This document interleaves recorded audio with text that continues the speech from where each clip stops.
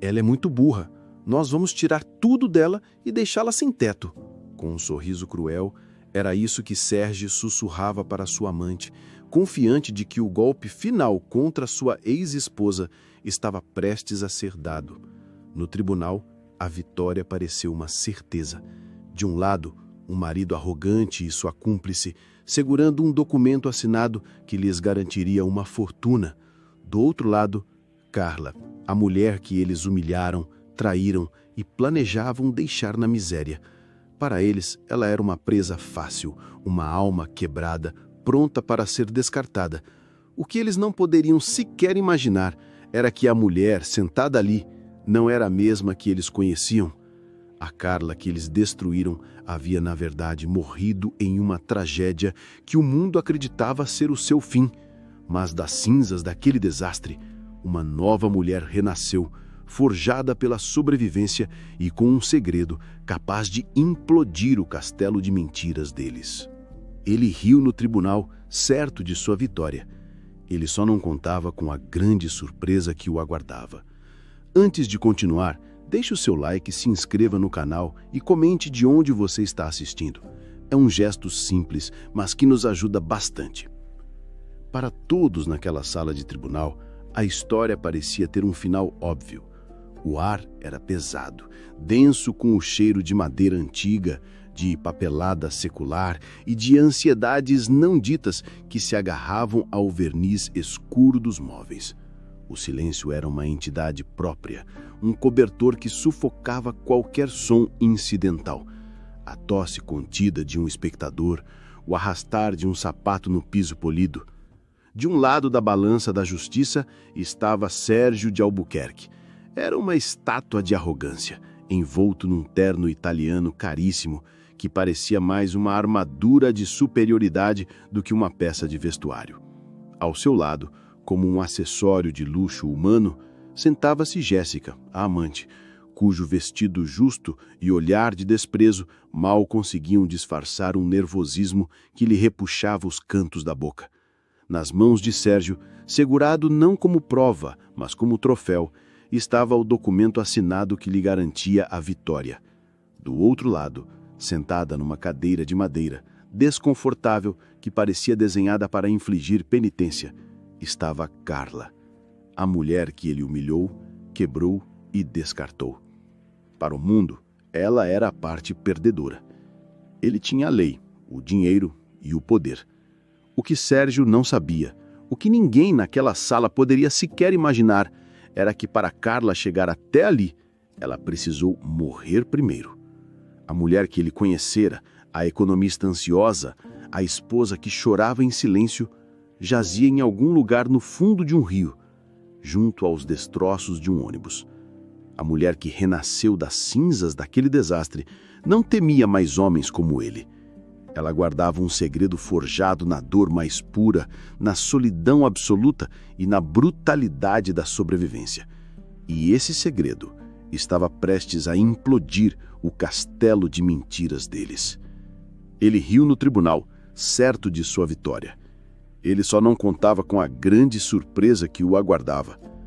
Foi o próprio Sérgio quem rompeu o silêncio do tribunal, sua voz um estilhaço de gelo. Você é burra se acha que vai conseguir alguma coisa. As palavras pairaram no ar, cruéis e sem verniz, destinadas a serem a sua humilhação final. Ele estava de pé, o corpo ereto numa postura de desafio. Seus dedos roçavam a assinatura no documento de doação do apartamento da mãe de Carla, a assinatura que, para ele, era o ponto final daquela farsa. Carla, entretanto, apenas o encarava. Seus olhos não vacilaram. Seu rosto, antes um mapa de emoções fáceis de ler para ele, agora era uma paisagem serena e impenetrável. Para ele era incompreensível. Onde estava o choro, o desespero? Onde estava a mulher frágil que ele partiu em dois? Aquela calma o irritava mais do que qualquer grito faria. Ele deu um passo à frente, ignorando o olhar de advertência do seu próprio advogado.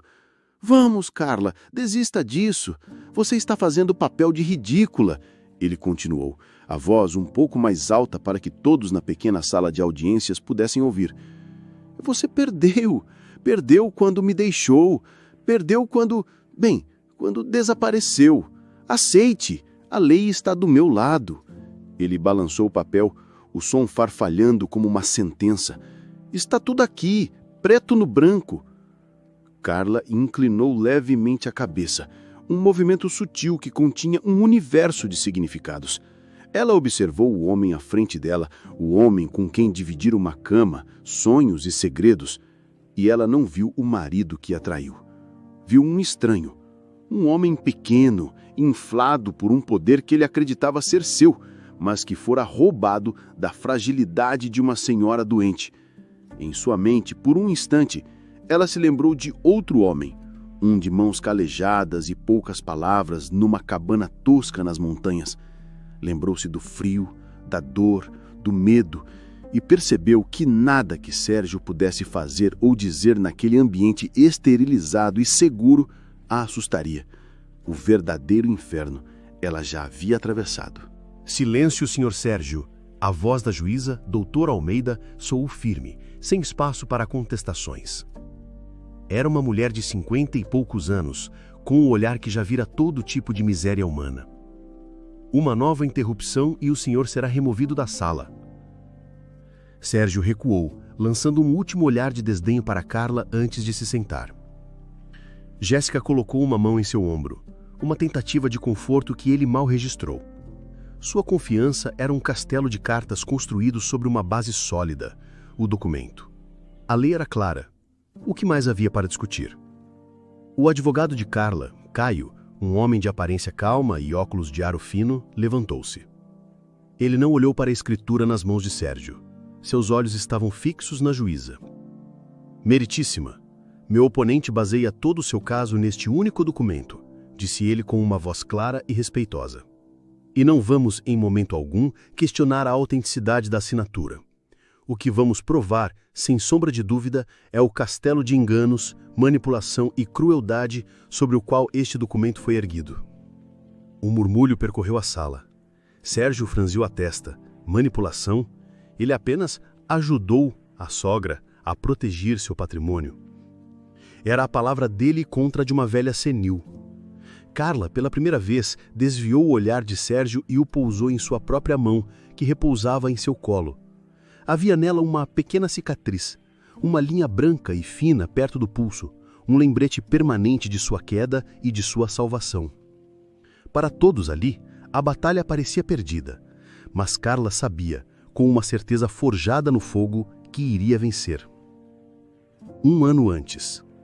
O mundo de Carla não era feito de madeira escura e da tensão de um tribunal.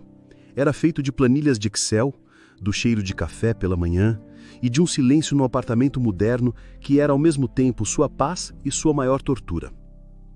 Aos 34 anos, Carla era uma economista competente, respeitada em sua área, com uma carreira estável na mesma consultoria financeira, onde seu marido, Sérgio, era um dos diretores em ascensão.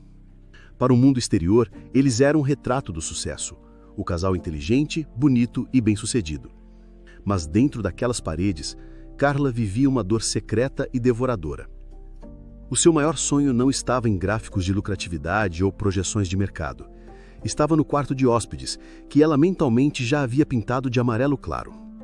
Estava nas vitrines de lojas infantis, pelas quais ela passava mais devagar, o coração apertando ao ver sapatinhos minúsculos. Carla queria ser mãe com uma força que consumia todos os outros desejos, e ela não conseguia. Cada mês era um ciclo de esperança e decepção. Cada teste de farmácia negativo era uma pequena morte, um lembrete cruel de sua falha. As conversas com Sérgio sobre o assunto tinham se tornado raras e estéreis. No início ele fora solidário, mas com o tempo sua paciência se transformou em irritação. "Você está obcecada com isso, Carla?", dizia ele, folheando um relatório qualquer, sem erguer os olhos. "Relaxa, quando tiver que acontecer, acontece." Para ele era um problema a ser resolvido ou ignorado. Para ela era a peça que faltava em sua alma.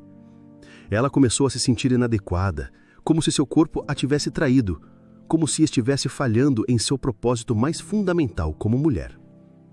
Essa vulnerabilidade era uma ferida aberta, e era nela que Sérgio, sem que ela soubesse, despejava sal todos os dias com sua indiferença. O dia em que seu mundo implodiu começou com um raio de esperança. Ela havia saído mais cedo de uma reunião para pegar o resultado de um novo exame. Não era um positivo, mas o médico havia dito algo encorajador sobre um novo tratamento, uma nova possibilidade. Com o coração um pouco mais leve do que estivera em meses, ela decidiu fazer uma surpresa para Sérgio. Passou em sua cafeteria preferida, comprou o café que ele adorava e um doce que sabia ser seu preferido. Queria compartilhar aquela pequena fagulha de otimismo, talvez planejar um jantar e conectar-se. Ao chegar ao 15º andar do prédio comercial, o ar pareceu mudar de cor. A recepcionista Lucia, que sempre a cumprimentava com um sorriso, deu-lhe um olhar assustado, quase gulpe. Dona Carla, que surpresa! O Dr. Sérgio, ele está numa reunião muito importante. A mentira foi tão mal construída que soou como um alarme de incêndio. Carla sorriu, um sorriso que não alcançou seus olhos. Não se preocupe, Lucia, serei rápida.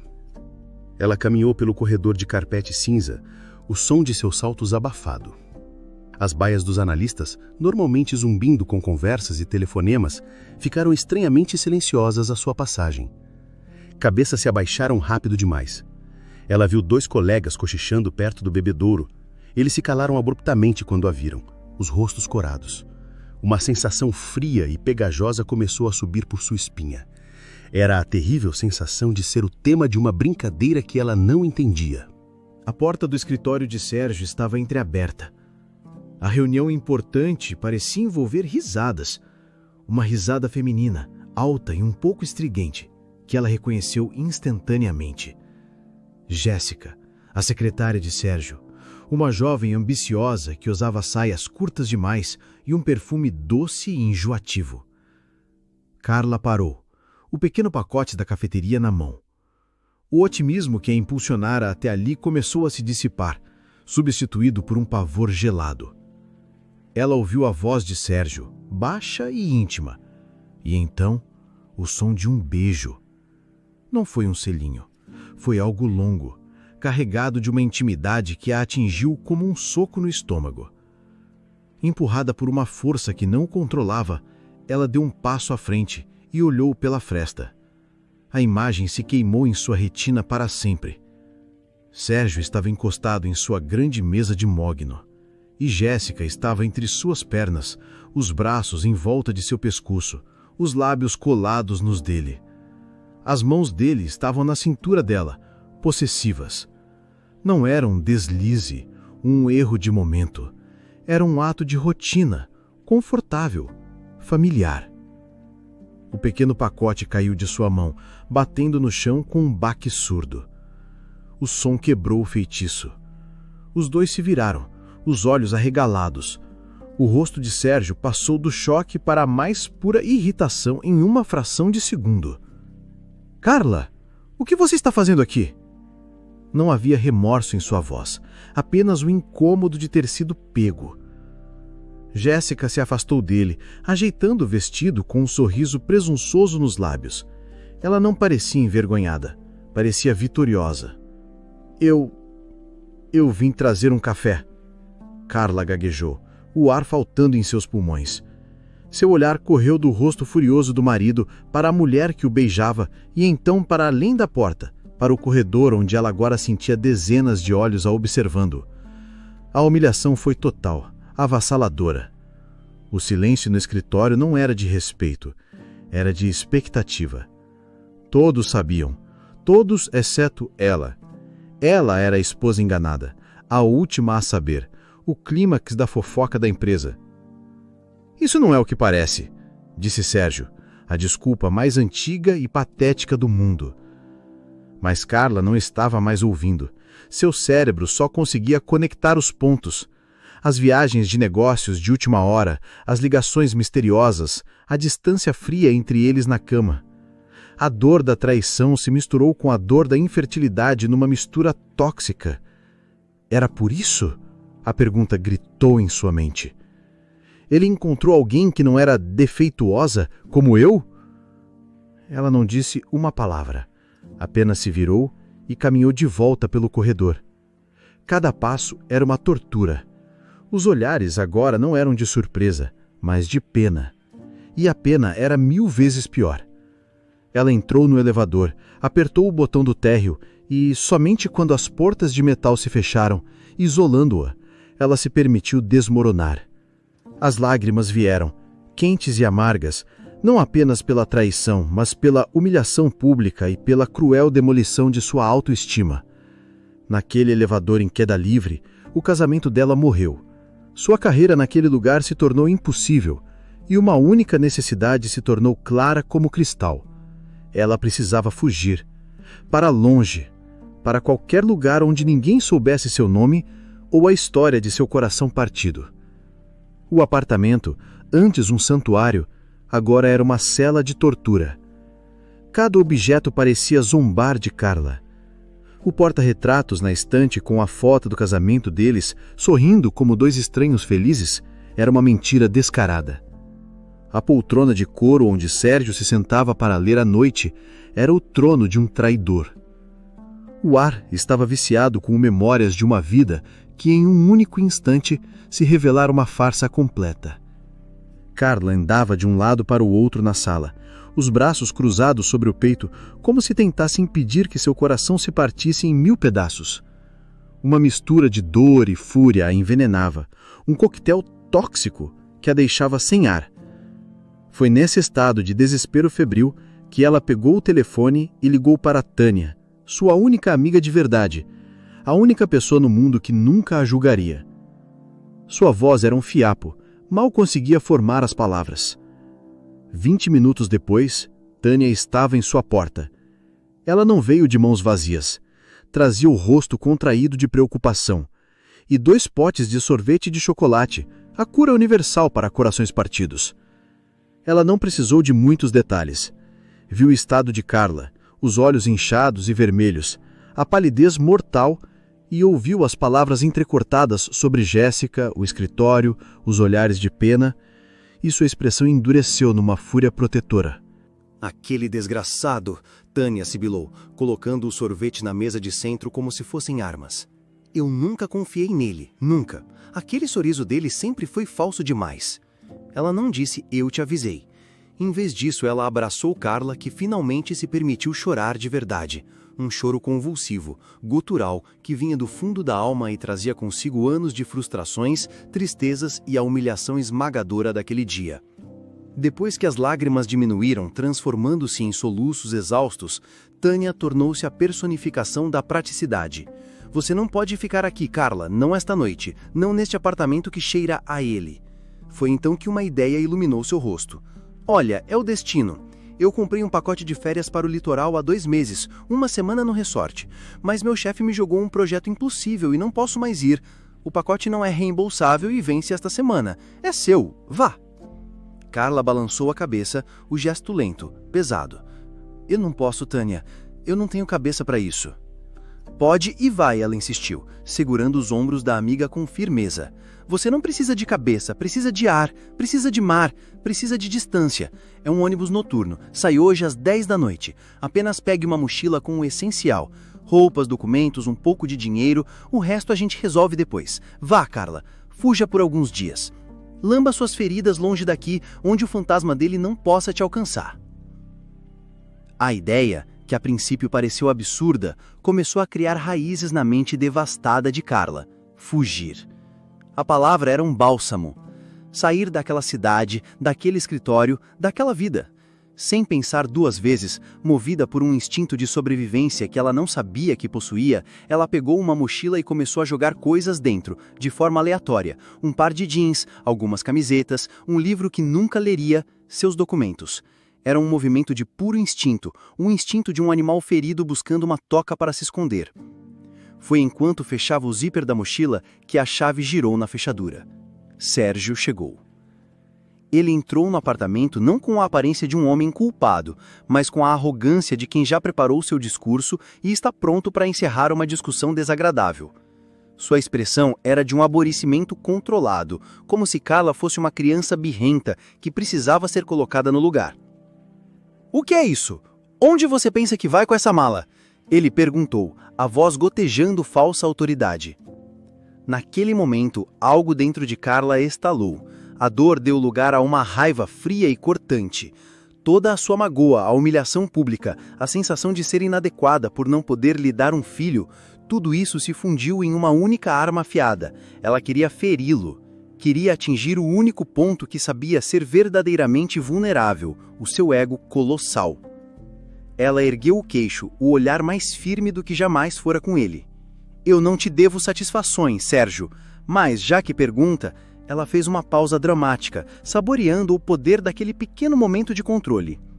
Estou indo encontrar alguém que me queira, alguém que não precise procurar diversão com a secretária no horário de trabalho. A mentira saiu com uma facilidade que a assustou, mas o efeito foi imediato e potente. O rosto de Sérgio se contorceu. A surpresa deu lugar à incredulidade e em seguida a uma fúria sombria e possessiva. A ideia de que ela, a sua esposa dócil, previsível e, na visão dele, defeituosa, pudesse ter um acaso, que pudesse tê-lo substituído primeiro, era um insulto que ele não podia suportar. Era uma afronta à sua masculinidade, à sua superioridade. Você está mentindo! Ele cuspiu, dando um passo em sua direção, o corpo tenso. Estou? Ela retrucou, o tom desafiador. Ela passou por ele, pegando a mochila e indo em direção à porta, o cheiro de perfume caro dele a enojando. Pense o que quiser. Talvez você não seja o único que gosta de manter as opções abertas. Essa mentira, nascida do despeito e da dor mais profunda, seria a última coisa que diria a ele. Ela não imaginava as consequências graves que aquelas palavras teriam, como elas alimentariam a narrativa de Sérgio para o mundo e para si mesmo, pintando-a como a verdadeira vilã da história. Na rodoviária, o caos de vozes, anúncios e despedidas a envolveu, mas por dentro ela se sentia oca, um vácuo. Sentou-se na poltrona do ônibus, ao lado da janela, e observou a cidade que a traíra se afastar até virar um borrão de luzes distantes. O ônibus entrou na estrada e começou a subir a serra. Lá fora, uma chuva fina começou a cair, e a escuridão era quase total, quebrada apenas pelos faróis do veículo que cortavam a noite como lâminas. Carla não sentia nada. Estava anestesiada. O motor do ônibus era um zumbido monótono, um mantra que embalava sua mente num torpor de exaustão emocional. Ela encostou a cabeça no vidro frio e fechou os olhos, não para dormir, mas para tentar desaparecer dentro de si mesma. A tragédia não se anunciou. Foi instantânea e violenta. Um estrondo metálico ensurdecedor. O grito agudo dos pneus no asfalto molhado. O ônibus deu uma guinada selvagem. Carla foi jogada contra a janela com uma força brutal que estalou algo em seu ombro. O mundo virou de cabeça para baixo num turbilhão de gritos de pânico, vidros se estilhaçando e o som aterrorizante de metal se contorcendo e rasgando. Houve uma sensação de queda livre, um momento de ausência de peso que pareceu durar uma eternidade, e então um impacto final, cataclísmico, que a jogou na escuridão total. Nos dias que se seguiram, a notícia dominou os jornais. O acidente na Serra das Araras fora uma das piores tragédias rodoviárias do ano. As imagens dos destroços do ônibus, retorcidos no fundo de um penhasco, perigosamente perto de um rio que corria cheio e violento por causa das chuvas, eram exibidas incessantemente. As equipes de resgate trabalharam incansavelmente. Corpos foram recuperados, feridos foram resgatados, famílias foram notificadas. A bagagem de Carla foi encontrada, encharcada e coberta de lama, junto com sua carteira e seus documentos de identidade. Mas seu corpo não estava lá. As buscas se estenderam por quilômetros ao longo do rio com mergulhadores e cães farejadores, mas a força da correnteza era implacável.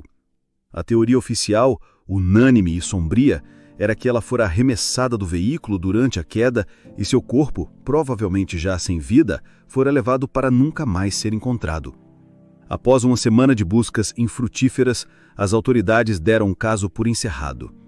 Carla Lins de Albuquerque foi oficialmente declarada como desaparecida em catástrofe, um eufemismo legal para a morte. Para o mundo, para sua amiga Tânia, devastada pela culpa e pela dor, e para o marido, que agora tinha a desculpa perfeita para sua liberdade, Carla estava morta. A notícia chegou a Sérgio por um telefonema da polícia. Ao desligar, Ele se encostou na parede de seu escritório e fechou os olhos. Ele não sentiu a pontada da perda ou o vazio da saudade. O que sentiu, numa onda avassaladora e secreta que o percorreu da cabeça aos pés, foi alívio. Um alívio puro, libertador. O destino, de uma forma macabra, havia resolvido todos os seus problemas. Não haveria um divórcio litigioso e caro. Não haveria a divisão de bens. Não haveria a complicação de explicar a todos a sua traição. A natureza, com sua violência cega, havia limpado o tabuleiro para ele.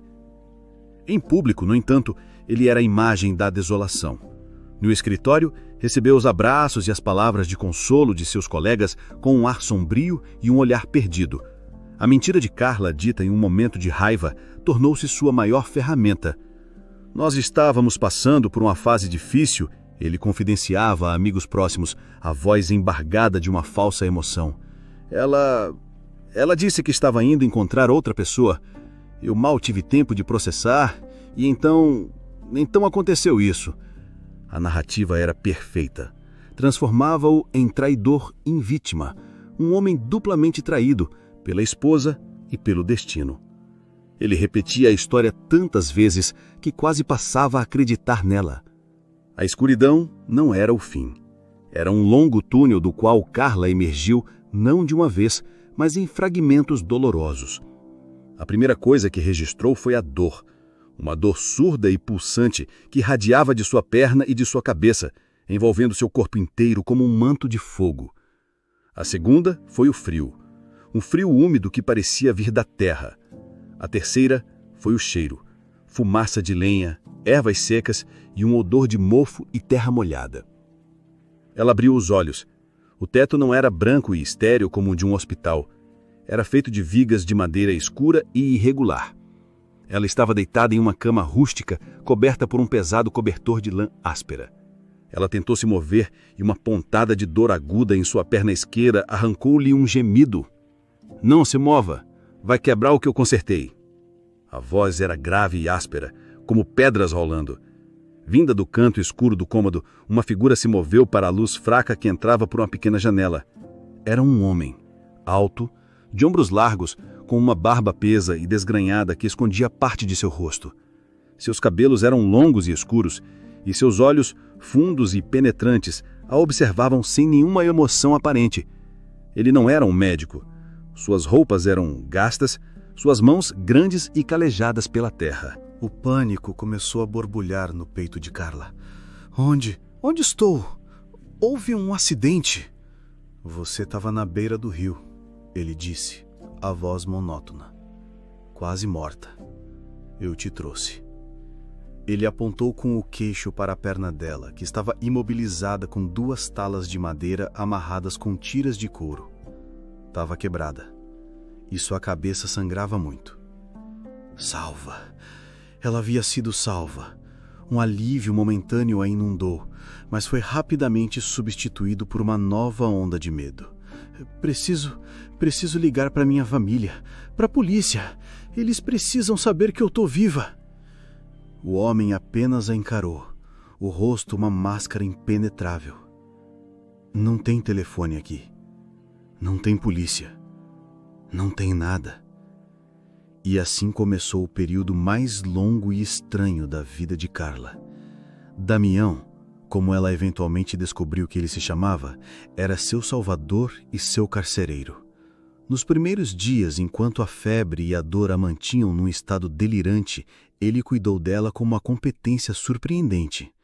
Limpava seus ferimentos com infusões de ervas que ele colhia na mata, alimentava-a com caldos quentes e trocava as bandagens em sua cabeça. Ele salvou sua vida, disso ela não tinha dúvida. Mas quando a febre cedeu e a clareza voltou, ela percebeu a verdade de sua situação.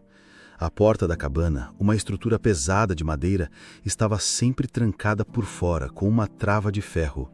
A única janela era pequena demais para que ela pudesse passar. Ela estava completamente isolada do mundo, prisioneira de um homem rude e silencioso.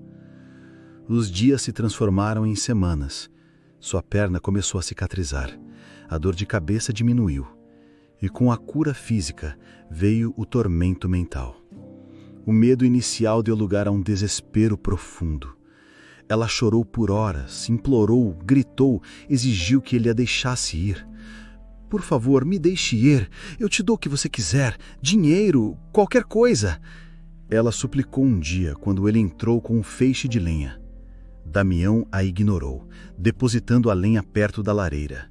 A sua crueldade era passiva, uma muralha de silêncio e indiferença.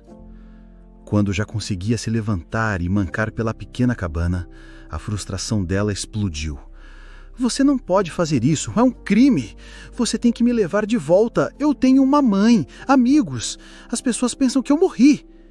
Pela primeira vez, a máscara de indiferença de Damião ruiu. Ele não a encarou, mas olhou para as próprias mãos calejadas, como se visse sangue nelas. A sua voz, quando veio, foi baixa, grave e carregada de um peso esmagador.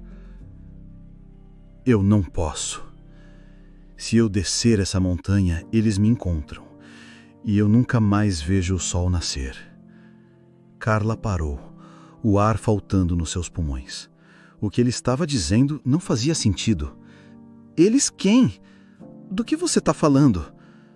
Damião finalmente levantou o olhar, e nele havia uma dor antiga, uma tragédia que o tempo não curara.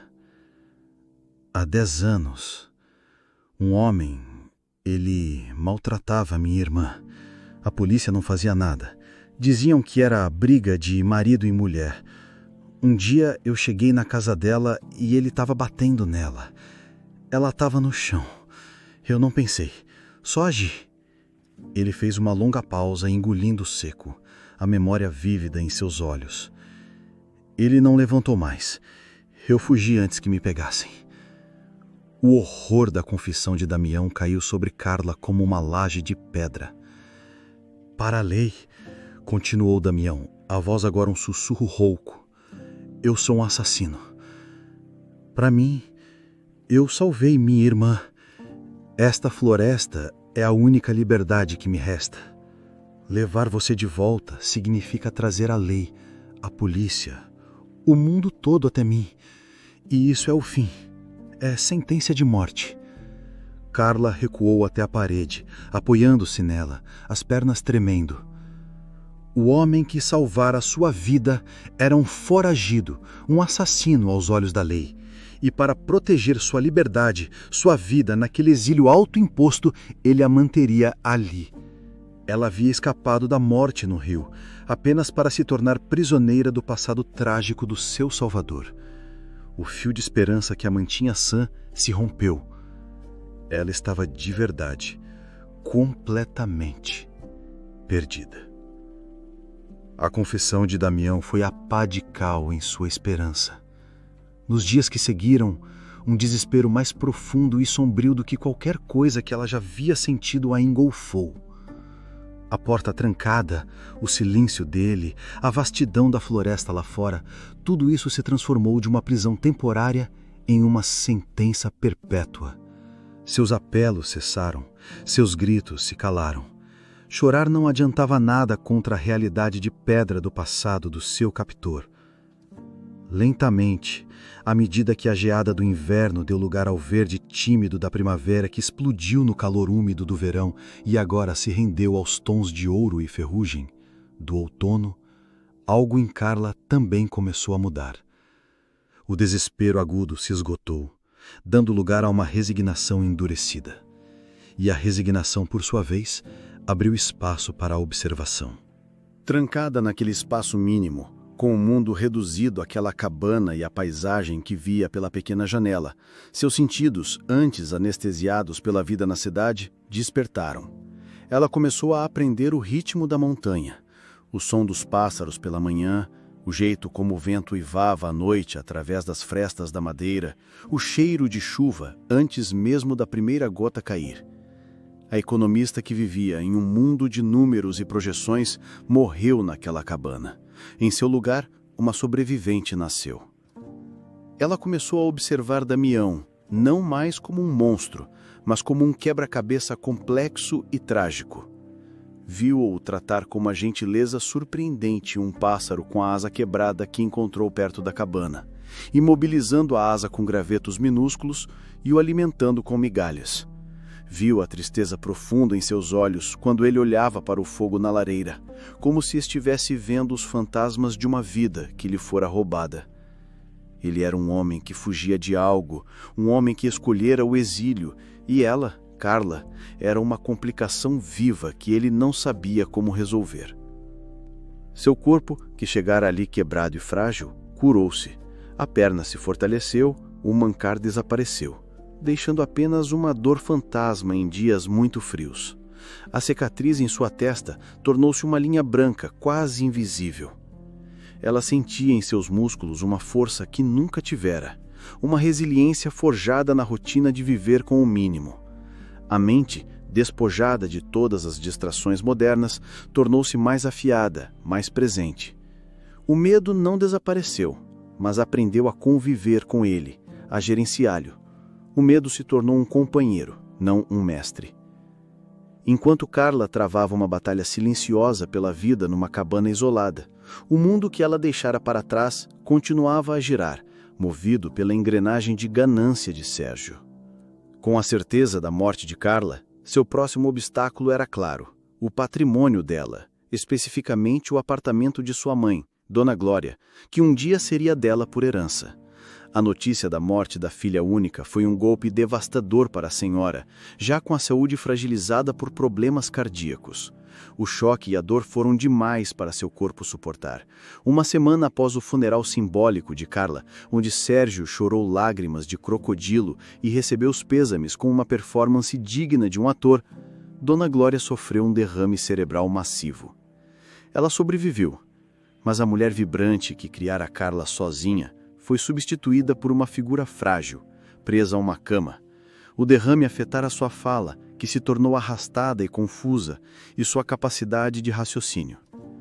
Ela estava perdida num nevoeiro de luto e confusão, completamente vulnerável. Para Sérgio, a doença da sogra não foi uma tragédia, foi uma oportunidade de ouro. Ele começou a visitá-la todos os dias na casa de repouso onde ela estava se recuperando inicialmente, desempenhando o papel do genro amoroso e preocupado. Trazia flores, sentava-se ao lado de sua cama trêmula e segurando sua mão com voz suave e tranquilizadora. "Não se preocupe com nada, sogrinha. Eu estou aqui, vou cuidar de tudo para a senhora. A Carla não ia querer que a senhora ficasse desamparada." Foi numa dessas visitas que ele plantou a semente de sua traição final. "Sabe, Dona Glória, com essa tragédia da Carla, a burocracia é terrível. Inventário, advogados, tudo muito caro e complicado. Eu estava pensando, para proteger o seu apartamento, para garantir que nenhum aproveitador tire vantagem da situação, o melhor seria a senhora passá-lo para o meu nome, uma doação em vida. Assim, eu posso administrar tudo, garantir que a senhora fique segura e que o bem que seria da nossa Carla fique protegido na família." Suas palavras eram um veneno doce, disfarçado de remédio. Para a mente confusa de Dona Glória, aquilo soou como um ato de cuidado. Proteger o que era de Carla, honrar sua memória. Ela, que mal conseguia assinar o próprio nome, viu em Sérgio a única figura de autoridade e segurança que lhe restara. Ela concordou, com um aceno lento da cabeça e um murmúrio quase ininteligível. Alguns dias depois, Sérgio apareceu com um tabelião. Ele guiou a mão trêmula de Dona Glória sobre o papel, o dedo dele sobre o dela, forçando a tinta a deslizar e formar uma assinatura quase ilegível no documento de doação. No momento em que a tinta secou, o destino de Dona Glória estava selado. O apartamento era legalmente de Sérgio. A máscara de bom genro caiu quase que imediatamente. As visitas diárias se tornaram semanais, depois esporádicas, e, por fim, cessaram. As flores pararam de chegar. O genro atencioso desapareceu, substituído por um homem apressado e impaciente que só ligava para a clínica para saber quando ela teria alta. Com a escritura em mãos, ele precisava do apartamento vazio para vendê-lo. Dona Glória era um empecilho. Sua solução foi rápida e desumana. Ele encontrou um asilo no subúrbio mais distante, o mais barato que o dinheiro podia pagar. O lugar cheirava a desinfetante e desespero. Idosos com olhares vazios sentavam-se em cadeiras de plástico em corredores mal iluminados, cuidados por uma equipe sobrecarregada e mal paga. Foi para lá que ele a levou, no dia em que ela teve alta. "É por o seu bem, sogrinha", ele mentiu, enquanto a ajudava a sentar numa cama com um colchão afundado e manchado. "Aqui a senhora terá cuidados 24 horas por dia, médicos, enfermeiras, tudo do bom e do melhor." Dona Glória, em seu estado debilitado, percebeu a mentira. O medo em seus olhos era perfeitamente lúcido. Ela tentou falar, protestar, mas as palavras não saíam. Apenas um som baixo, um gemido de súplica que se perdeu no corredor barulhento. Sérgio ignorou. Deu um beijo frio em sua testa e foi embora sem olhar para trás, deixando-a abandonada à própria sorte, uma rainha deposta em seu reino de miséria. Com um caminho livre, ele vendeu o apartamento em menos de um mês por uma fortuna. O dinheiro caiu em sua conta como uma promessa de uma nova vida. Ele e Jéssica pediram demissão de seus empregos. Deixaram para trás a cidade, os olhares de pena, os fantasmas do passado. Mudaram-se para São Paulo, para um apartamento luxuoso nos Jardins. A vida tornou-se uma festa permanente. Roupas de grife, jantares nos restaurantes mais caros, viagens de fim de semana para destinos exóticos. Jéssica exibia suas novas joias e bolsas nas redes sociais, enquanto Sérgio se deleitava com seu novo status de homem rico e bem-sucedido. Ele não sentia culpa, sentia-se inteligente. Em sua mente, ele não roubara ninguém. Ele fora oportunista, aproveitar as cartas que a vida lhe dera. Ele vencera.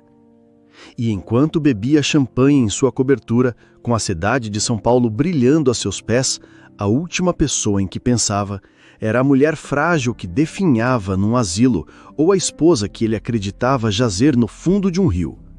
Ele estava no topo do mundo, intocável. Passou-se quase um ano desde o acidente.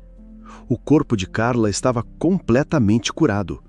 A força que sentia em seus membros era uma estranha companheira, um presente indesejado de seu cativeiro.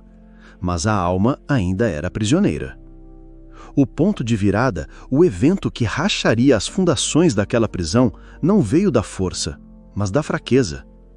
Damião, que parecia tão imune às fragilidades humanas quanto as velhas árvores da floresta, adoeceu.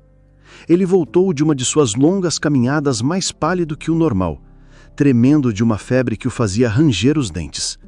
Ele desabou em sua cama e, em poucas horas, estava delirando. O corpo forte e robusto, agora fraco e vulnerável.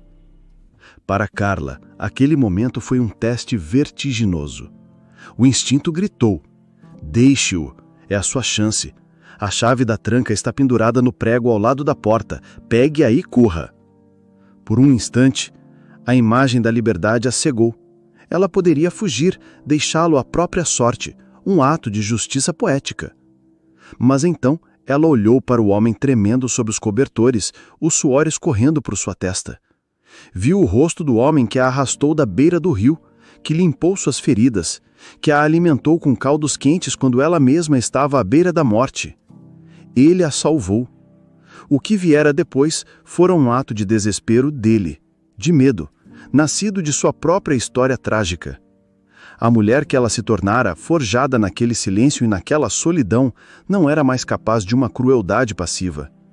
Deixar um ser humano morrer, mesmo seu carcereiro, era uma linha que ela não cruzaria. Por 3 dias e 3 noites, a dinâmica se inverteu.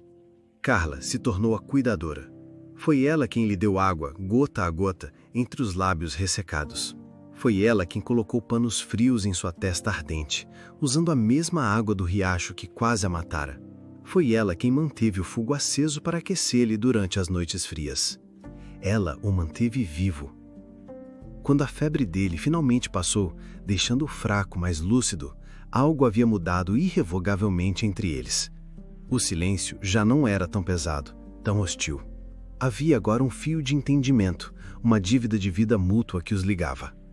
Uma noite, sentados perto do fogo, ele falou, a voz mais baixa e rouca que o normal. O mundo lá fora não é para mim. Ele disse, olhando para as chamas. Muita gente, muito barulho, muito mal. Foi a explicação mais longa que ele já dera. Uma pequena janela para a alma de um homem que se fechara para o mundo. Carla não respondeu, apenas ouviu. O ponto de virada final veio algumas semanas depois.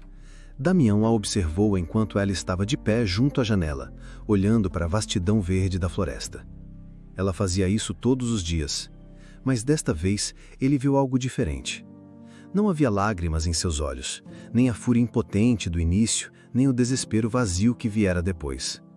Havia uma melancolia profunda, uma saudade de um mundo que ela nem sabia se ainda queria, mas ao qual pertencia. Ele viu uma mulher curada, forte, mas cuja alma ainda estava em uma jaula. E ele percebeu que, ao mantê-la ali para proteger sua própria vida, ele estava lentamente matando a dela.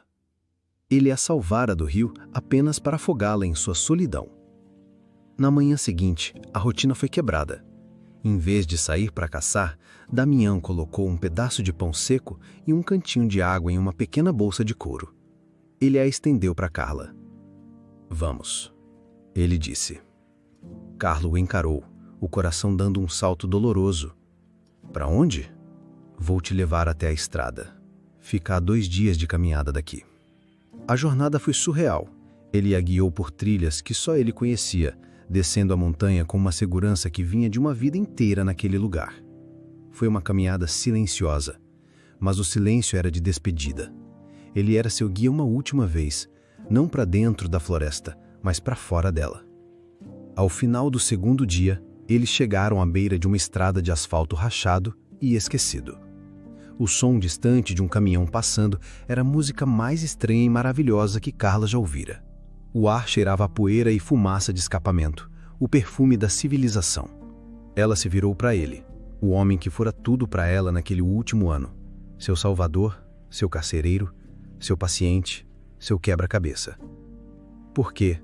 Ela perguntou. A única pergunta que importava. Você está arriscando tudo. Damião olhou para a estrada, depois para ela. Em seus olhos, pela primeira vez, ela viu uma emoção clara e devastadora. Uma profunda e infinita solidão. Você não pertence a este lugar, ele disse. Foi o mais perto de um pedido de desculpas que ele conseguiria dar, um reconhecimento de que o direito dela à vida era maior que o medo dele da morte. Sem outra palavra, ele se virou e, com a mesma facilidade que se movia entre as árvores, desapareceu de volta na mata. Um fantasma retornando ao seu exílio. Ele a deixou na fronteira entre o mundo selvagem que a refez e o mundo civilizado que a havia quebrado. Carla, uma mulher que o mundo acreditava estar morta, ficou sozinha na beira da estrada, com o coração batendo descontrolado. Ela respirou fundo, sentindo o cheiro da liberdade misturado ao medo do desconhecido. E então ela deu o primeiro passo de volta à vida. O primeiro carro que passou foi um caminhão barulhento, que levantou uma nuvem de poeira e quase a jogou para trás. O som foi uma agressão, o cheiro da fumaça um veneno. Carla ficou paralisada por um momento, uma criatura da floresta assustada pelos monstros de metal. Depois de um tempo que parecia uma eternidade, uma caminhonete velha e gasta parou.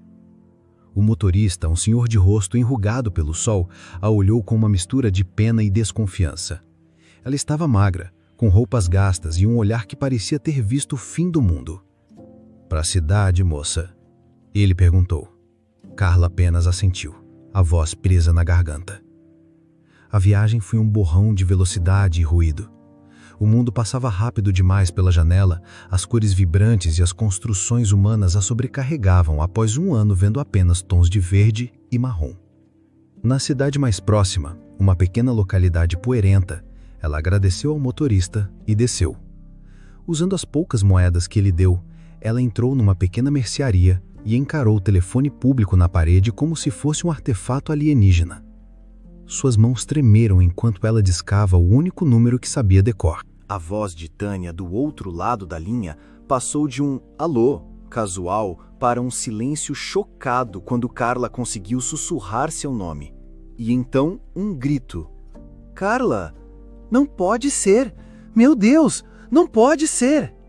O reencontro, horas depois, na rodoviária da capital, foi um borrão de lágrimas, abraços que pareciam não ter fim e exclamações de incredulidade. Tânia a tocava como se precisasse se certificar de que ela não era uma aparição. Eu achei que você estivesse morta. Nós fizemos um funeral. Carla, o que aconteceu com você?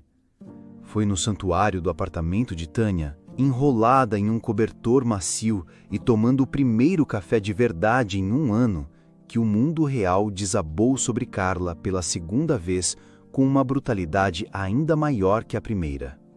Com a voz embargada de raiva e dor, Tânia contou tudo. Ele fingiu, Carla. O viúvo desolado, ela cuspiu as palavras. Recebeu os pêsames de todos, falou sobre como vocês estavam passando por uma fase. A sua mentira, aquela que você contou na raiva, ele a usou contra você. Ela ouvia, o rosto impassível, absorvendo cada palavra como um golpe. E sua mãe? Tânia hesitou, os olhos se enchendo de lágrimas. Ela não aguentou, Carla. A notícia te matou para ela. Ela teve um derrame terrível. Ficou semanas no hospital. Uma dor aguda, mais afiada que qualquer osso quebrado, perfurou o peito de Carla. Sua mãe. E o Sérgio? Tânia continuou, a voz baixa, letal. Ele se aproveitou. Sua mãe estava confusa, de luto. Ele a convenceu a assinar uns papéis, passando o apartamento dela para ele. Disse que era para proteger o bem. E assim que conseguiu, ele a tirou da clínica boa onde ela estava e jogou num asilo, um depósito de velhos, Carla, um lugar horrível. Eu fui visitá-la. É desumano. O copo de café tremeu na mão de Carla, mas ela não derramou uma gota. O fogo que Damião forjara nela, um fogo de sobrevivência, agora tinha um novo combustível. Uma fúria fria, pura e absoluta. Não era a dor da esposa traída, era a ira de uma filha cuja mãe fora ferida. Ele vendeu o apartamento. Tânia concluiu, o golpe final. Um longo silêncio preencheu a sala. Tânia esperava um colapso, mais lágrimas, um grito de desespero. Em vez disso, Carla pousou o copo na mesa com uma calma assustadora. Ela ergueu o rosto e em seus olhos não havia dor, apenas o brilho gélido de uma lâmina. Ele não vai se safar, Carla disse. Não era uma ameaça, era uma promessa. Tânia assentiu, um sorriso sombrio surgindo em seu rosto. Ela já estava um passo à frente. Eu conheço um advogado, Caio Mendes. Dizem que ele é um tubarão, o melhor em direito de família e sucessões, implacável, perfeito para caçar um rato como Sérgio. No dia seguinte, Carla entrou no escritório de Caio Mendes. Ela ainda usava roupas emprestadas de Tânia, parecendo deslocada num ambiente caro de vidro e aço. Caio, um homem elegante de seus 30 e poucos anos, esperava encontrar uma cliente emocionalmente frágil, uma vítima de uma história trágica. O que ele encontrou o surpreendeu. A mulher sentada à sua frente era calma, articulada e possuía uma intensidade contida que era quase hipnótica. Com uma clareza impressionante, ela narrou os fatos, sem lágrimas ou automiseração. Contou sobre a manipulação de Sérgio, a vulnerabilidade de sua mãe, a doação fraudulenta e o abandono no asilo. Ela omitiu os detalhes de seu ano desaparecida, dizendo somente que sobreviveu ao acidente e ficou incomunicável enquanto se recuperava. Caio ouviu, fascinado. Ele via casos familiares cruéis todos os dias, mas havia algo diferente naquela mulher, uma força que emanava dela. O que você quer exatamente, Carla? Ele perguntou ao fim do relato. A anulação da doação é viável, mas pode ser uma longa batalha. Carla o encarou, os olhos fixos nos dele. Eu não quero somente o dinheiro de volta, Dr. Mendes. O dinheiro é secundário. Eu quero justiça pelo que ele fez com a minha mãe. Eu quero que o mundo saiba quem é Sérgio de Albuquerque. Eu quero destruir o castelo de mentiras que ele construiu, tijolo por tijolo, até que não sobre nada. Caio recostou-se na cadeira. Ele viu a verdade e a determinação nos olhos dela. Isso não era apenas mais um caso. Isso era uma causa. E pela primeira vez em muito tempo, ele sentiu uma onda de entusiasmo profissional que ia além dos honorários. Pois bem, Carla, vamos começar a demolição, ele disse, inclinando-se para a frente, um brilho de caçador em seu próprio olhar. Naquela noite, pela primeira vez em mais de um ano, Carla olhou pela janela não para uma floresta escura e infinita, mas para as luzes cintilantes da cidade. Elas não a assustavam mais. Eram um tabuleiro de xadrez, e a rainha, que todos pensavam ter sido capturada, acabava de voltar ao jogo. Os meses que se seguiram foram uma imersão num mundo que Carla conhecia apenas superficialmente, o da guerra jurídica. Mas ela não estava mais sozinha. Caio Mendes era de fato um tubarão, metódico, incansável e com um instinto predatório para encontrar a fraqueza do oponente. Enquanto Carla era a estrategista silenciosa, a fonte de toda a verdade, Caio era sua arma, polindo cada detalhe para o ataque. A primeira ação foi a mais dolorosa. Juntos, eles foram ao asilo Doce Morada. O cheiro de desinfetante e urina os atingiu na entrada. A visão de idosos abandonados em seus próprios mundos, sentados em cadeiras de plástico, sob a luz fria de lâmpadas fluorescentes, revolveu o estômago de Caio. Para Carla, foi como levar uma facada no coração. Encontraram Dona Glória num quarto pequeno, olhando para uma parede descascada. Estava mais magra, o brilho em seus olhos, apagado. Ao ver Carla, seus olhos se arregalaram e um som, uma mistura de soluço e espanto, escapou de seus lábios. "Filha!" ela conseguiu murmurar. A palavra um milagre. Carla se ajoelhou ao lado da cama, abraçando o corpo frágil de sua mãe, as lágrimas finalmente vindo, não de dor por si mesma, mas de uma fúria avassaladora pelo que fizeram à sua mãe. Naquele dia, eles a tiraram de lá. Caio usou a lei para transferi-la para a melhor clínica de reabilitação da cidade, custeando tudo do próprio bolso por enquanto, um gesto que selou a confiança dele nele. A batalha havia começado. A investigação de Caio foi implacável. Ele localizou o Dr. Ivan Monteiro, o neurologista que tratara a Dona Glória após o derrame. Encontrou Lídia, a enfermeira que se demitiu do asilo por não suportar as condições, e que se lembrava perfeitamente do sofrimento de Dona Glória. E, o mais importante, ele conseguiu, através de ordens judiciais, acesso a todos os registros financeiros de Sérgio. O rastro do dinheiro era um mapa claro de sua ganância. Finalmente, o dia chegou. Na sala do tribunal, Sérgio e Jéssica entraram com a confiança de quem ia a uma mera formalidade. Ele ajeitou o nó da gravata, sorrindo com desdém para Carla. Acreditava que a escritura assinada era um escudo impenetrável. Seu advogado, um homem caro e complacente, tranquilizara-o de que o caso era ganho. O confronto começou como a história havia previsto. Sérgio, em sua arrogância, a insultou. A juíza repreendeu-o, e então Caio se levantou, calmo e letal. "Meritíssima, o que vamos provar hoje é um caso de exploração predatória, um vício de consentimento nascido da má-fé e da mais abjeta crueldade humana." A primeira testemunha foi o Dr. Monteiro. Com uma clareza técnica inquestionável, o neurologista descreveu a condição de Dona Glória na época da doação. Afasia parcial, desorientação temporal e espacial, e uma profunda vulnerabilidade emocional e cognitiva devido ao luto e ao trauma do derrame. Em sua opinião profissional, doutor, ela possuía plena capacidade para compreender as ramificações de doar seu único e valioso bem? Perguntou Caio. Absolutamente não, respondeu o médico. Ela não estava em condições de tomar decisões financeiras complexas. Assinar aquele documento para ela seria como uma criança assinando um contrato.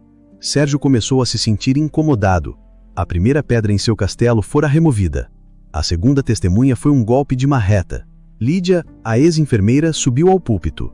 Sua voz tremia de raiva contida ao descrever as condições do asilo Doce Morada. E então, ela falou de Dona Glória. Ela chegou assustada. Chamava pela filha, Carla, o tempo todo. Em seus momentos de mais lucidez, ela chorava e dizia: "Ele me enganou. Ele me tirou tudo. Vimos o genro dela, o senhor ali." Ela apontou um dedo trêmulo na direção de Sérgio. "No dia em que a deixou. E nunca mais. Ele a abandonou." Um arrepio percorreu a sala. O olhar da juíza sobre Sérgio endureceu, tornando-se uma lâmina de gelo. A imagem do genro cuidadoso estava sendo sistematicamente demolida e substituída por um monstro frio e calculista. Então veio o golpe final. Caio ligou um projetor. Na parede, surgiram os documentos. A cronologia era irrefutável. Tela 1. A escritura de doação, datada. Tela 2. O registro de internação de Dona Glória no asilo, 3 dias depois. Tela 3. O contrato de venda do apartamento, 2 semanas depois, pelo valor milionário. Tela 4. Os extratos bancários de Sérgio, mostrando o depósito do valor e, nos meses seguintes, uma explosão de gastos. A entrada de um carro de luxo, faturas de joalherias, passagens aéreas para a Europa, o aluguel de uma cobertura em São Paulo. Tela 5. Para o choque de todos, Caio projetou uma foto do perfil público de Jéssica nas redes sociais.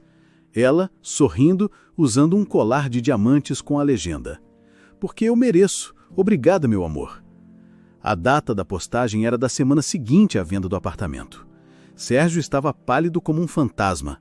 Ele olhou para Jéssica buscando apoio, mas ela estava vidrada na tela, o rosto uma máscara de pânico. A vida boa que ela tanto amava estava evaporando diante de seus olhos. Caio não precisou de um argumento inflamado. Ele apenas narrou os fatos. "Meritíssima, os autos falam por si. Este não foi um ato para proteger um bem. Foi um esquema para liquidar o patrimônio de uma idosa doente e enlutada com o único propósito de financiar uma vida de luxo e ostentação. A lei existe para proteger a vontade das partes, mas onde está a vontade aqui?" A juíza Almeida não demorou em sua decisão. Ela retirou os óculos, olhou diretamente para Sérgio com um desprezo que ele sentiu fisicamente e proferiu a sentença. Com base nas provas e testemunhos apresentados, que demonstram de forma inequívoca a má-fé, a manipulação e o dolo do réu ao se aproveitar de uma pessoa em estado de extrema vulnerabilidade, declaro nula a escritura de doação do imóvel. Condeno o réu, Sérgio de Albuquerque, a restituir o valor total da venda do imóvel, corrigido monetariamente, à sua legítima proprietária, a senhora Glória Lins. Condeno-o ainda a pagar uma indenização por danos morais devido ao abandono cruel e à angústia infligida. O mundo de Sérgio desabou. Derrotado, arruinado, sem um tostão. O martelo da juíza soou como prego em seu caixão. Ele mal ouviu o resto das palavras dela, um zumbido de fracasso ecoando em seus ouvidos.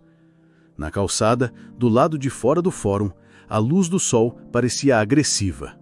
Ele se virou para Jéssica, a mão estendida como um mendigo. "Jéssica, nós vamos dar um jeito." Ela o olhou como se fosse um estranho, um verme que ela encontrou na sola de seu sapato caro.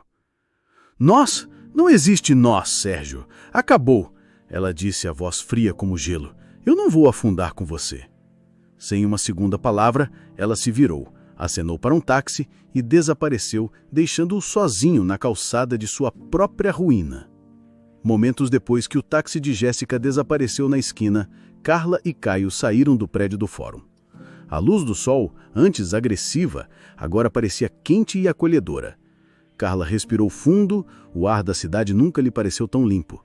Não havia um sorriso de triunfo em seu rosto, nem a alegria ruidosa de uma vitória. Havia algo muito melhor, uma paz imensa, a sensação de um peso colossal sendo retirado das suas costas e da sua alma. Ela vira o fim de Sérgio e não sentira nada além de um vago alívio por não precisar mais carregar o fardo daquele passado. Caio estava a seu lado, observando-a.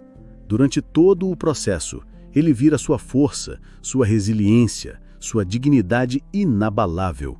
Ele se apaixonara não pela história trágica, mas pela mulher incrível que sobrevivera a ela. "Você foi a cliente mais corajosa que eu já tive, Carla," ele disse suavemente. Ela se virou para ele e, pela primeira vez em mais de um ano, deu um sorriso genuíno, um que iluminou seu rosto e alcançou seus olhos. "Eu tive um bom advogado." O olhar que trocaram ali, na calçada da Vitória, foi o início de tudo. O relacionamento profissional, construído sobre confiança e respeito, começou a transformar-se. As reuniões para discutir os próximos passos, como garantir o melhor tratamento para Dona Glória com os bens recuperados, transformaram-se em longos cafés. Os cafés se transformaram em jantares. Caio era o oposto de Sérgio em tudo. Era gentil, ouvinte e via nela não uma posse, mas uma parceira. Com ele, Carla reaprendeu a confiar e permitiu que a esperança de um amor verdadeiro, que ela pensara estar morto e enterrado, florescesse novamente em seu coração. Os anos que se seguiram à tempestade foram de uma calmaria abençoada. Com o dinheiro da indenização e da venda do apartamento, Carla pôde proporcionar à sua mãe o melhor tratamento disponível. Dona Glória, contra as expectativas, recuperou-se, surpreendentemente. Embora dependesse de uma cadeira de rodas para se locomover, sua mente estava lúcida, seu sorriso constante e a sua fala, embora lenta, era cheia de amor e gratidão. Quando Carla e Caio se casaram e compraram uma casa espaçosa e iluminada, ela se mudou com eles, tornando-se o coração amoroso e presente da nova família. Carla voltou a trabalhar como economista, mas em seus próprios termos. Abriu uma pequena consultoria, escolhendo seus projetos e clientes, encontrando um prazer no trabalho que a pressão corporativa lhe roubara. Mas uma sombra do passado ainda pairava. O sonho de ser mãe, a dor que a tornara tão vulnerável, continuava a ser um desejo não realizado. Uma noite, Carla chegou em casa animada, segurando um folheto. Amor, eu descobri uma nova clínica. Eles têm uma técnica de fertilização que... Ela parou ao ver a expressão no rosto de Caio. Ele parecia devastado. Ele gentilmente pegou o folheto de sua mão e o colocou na mesa.